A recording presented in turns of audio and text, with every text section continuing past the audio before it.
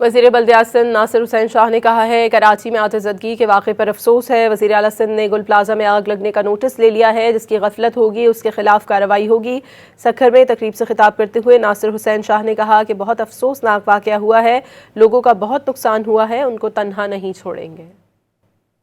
اس وقت وہاں پہ لوگوں کی جانوں کو بچانے کے لیے اور آگ کو پراپر مکمل طور پر بجھانے کا عمل جاری ہے۔ آگ پر قابو پا لیا گیا تھا، لیکن آپ کے علم میں ہے کہ کولنگ کا پروسیس ہوتا ہے اور پھر مختلف دکانیں ہیں جس میں کیمیکلز بھی ہے، پرفیومز اور اس طرح کی چیزیں ہیں، جس کی وجہ سے پھر دوبارہ کہیں نہ کہیں آگ بھڑک اٹھتی ہے اور اسی وجہ سے ایک فائر فائٹر کی بھی جان گئی ہے۔ اگر انہوں نے کام نہ کیا ہوتا تو کیسے یہ تھا، لیکن کہیں پہ تھوڑا بہت ضرور ہوا ہوگا، لیکن گاڑیاں 20-25 سے زائد وہاں پہ موجود تھیں ہیں اور وہ اپنا کام کر رہی ہیں۔ انتظامیہ وہاں پہ تھی،